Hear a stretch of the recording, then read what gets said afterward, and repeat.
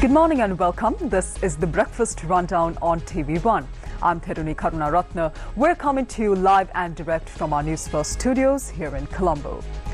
Well, Sri Lanka has been facing multiple issues in the rice market since of late, and consumers claim that there is no rice to be bought at the control prices that have been imposed by the government. And the government has also made a decision with regards to the importation of rice into the country.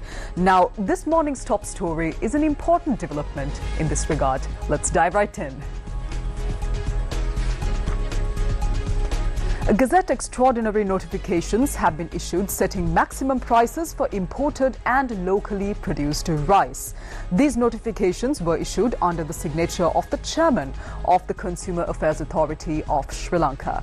According to the Gazette extraordinary, the maximum retail price for 1 kilogram of imported white rice is set at 210 rupees. The maximum retail price for 1 kilogram of imported Nadu rice is set at 220 rupees. The maximum retail price for 1 kilogram of imported Samba rice is set at 230 rupees. The relevant Gazette extraordinary also adds that the maximum retail price regulations came into effect yesterday.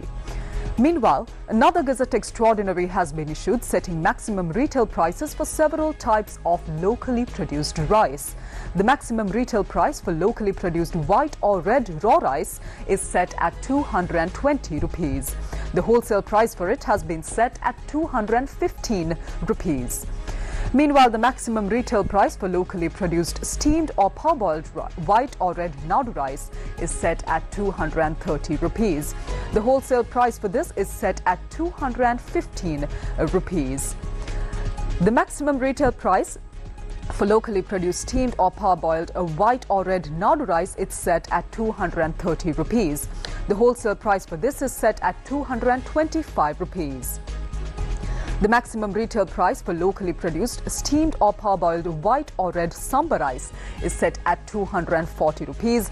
Meanwhile, the maximum wholesale price for this rice is set at 235 rupees. The maximum retail price for locally produced Kiri Samba rice is set at 260 rupees, and the wholesale price for this is set at 255 rupees. According to these Gazette extraordinary notifications, it is prohibited to sell, supply, offer for sale or display the rice at prices exceeding the specified maximum prices that have been imposed by the government. Now, consumers have expressed their frustration over the lack of rice at market control prices. The Consumer Affairs Authority has stated that raids will begin today to take action against those who are not selling rice at the government-imposed control prices. Legal action will be taken against those found violating these price regulations. Meanwhile, rice mill inspections are being conducted in the Polonnaruwa and Hambantota districts today as well for a third consecutive day. This is being conducted as per the instructions from the President to obtain reports on the daily quantity of rice released by the mills. The Consumer Affairs Authority has announced that these inspections will continue for 10 days straight. The authority also adds that checks on the invoices issued by rice mills also began yesterday. The mills' invoices will help identify the retail stores selling the rice. Additionally, the first shipment of imported rice is expected to arrive in the country tomorrow, according to the Sri Lanka State Trading Corporation. The corporation says that the rice ordered by the private sector will arrive first from India and Pakistan. Thereafter, the rice stocks ordered by the government will be available in the market within a few days more. Well, let's move on to more local news now. The Agricultural and Agrarian Insurance Board has informed farmers to report any crop damage due to the heavy rainfall in the recent days before the end of today. Chairman of the Agricultural and Agrarian Insurance Board, Premasiri Jasingha Arachi, stated that officials have already begun estimating the damage of the cultivation lands. The government had previously announced that a payment of 100,000 rupees per hectare will be provided for fully damaged cultivation lands. The government has meanwhile allocated a total of 1 billion rupees for the compensation of overall crop damage. Meanwhile, the heavy rainfall in the recent days has caused damage to many upcountry vegetable plantations. As a result, the vegetable prices in the market have also risen. Deputy Minister of Agriculture Namal Karunaratne stated that a system will soon be implemented to ensure all vegetable cultivations as well as provide compensation to the farmers who have had to endure these damages caused by rain as well as rain-related disaster situations. He also clarified that the vegetables would not be included in the crop damage compensation. He pointed out that the agricultural damage compensation circular will also be revised accordingly. Let's move on to a weather update for this morning. The Met Department says that fairly heavy showers of about 75 millimeters are expected at some areas of the western and Sabaragamu provinces as well as in the Gaul and Mathura districts.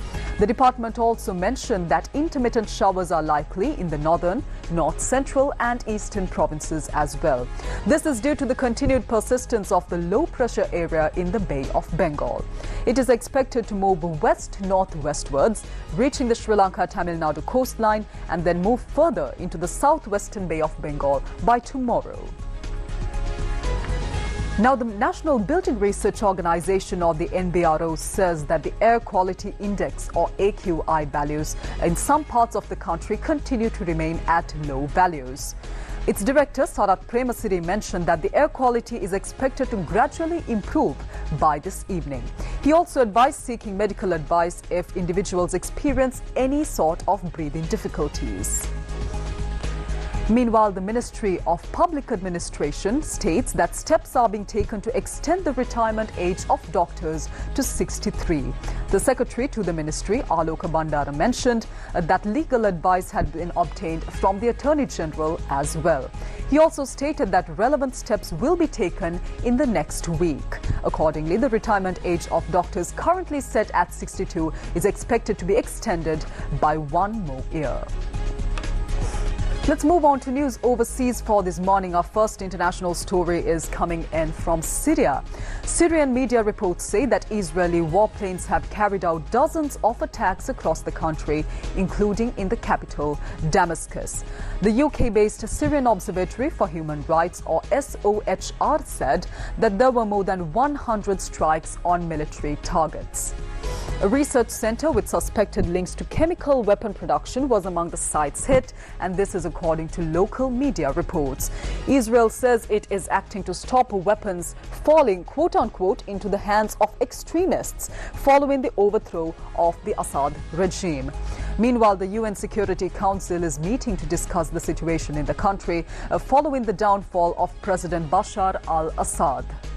The SOHR says that there have been hundreds of Israeli airstrikes in the past 2 days, including on a site in Damascus said to have been used for rocket development by Iranian scientists. The strikes come as UN's chemical watchdog wants authorities in Syria to ensure that suspected stockpiles of chemical weapons remain safe.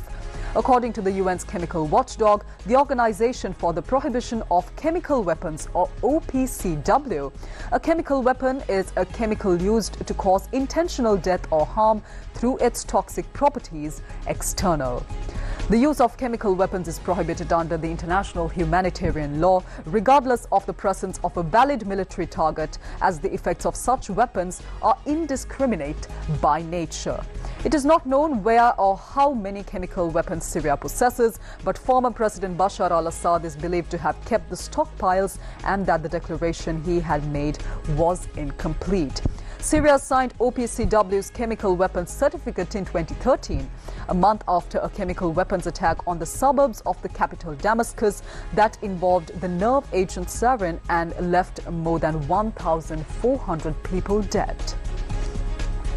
Well, our second international news item comes in from the United States. Altoona Police Department in Pennsylvania arrested the 26-year-old Luigi Mangione in connection with the fatal shooting of a United Healthcare CEO in New York last week. Authorities said he was detained on firearms charges at a McDonald's in Pennsylvania yesterday, calling him a strong person of interest in this killing.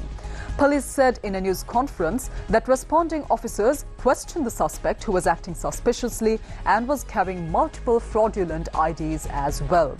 The man was also found with a so-called ghost gun and suppressor consistent with the murder weapon, as well as a mask. They also recovered documents pointing to a potential motive. Mangione is a graduate of the Ivy League University of Pennsylvania, where he studied computer science and founded a video game development club as well. United Healthcare CEO Brian Thompson was killed in a brazen targeted attack last Wednesday outside the Hilton Hotel in Midtown Manhattan. Well, that brings to a close this morning's edition of the Breakfast Rundown. I'm Peruni Karnaratna. I'll see you again tomorrow, once again right here on TV1 at 7 a.m. Until then, take care. Have a wonderful day ahead.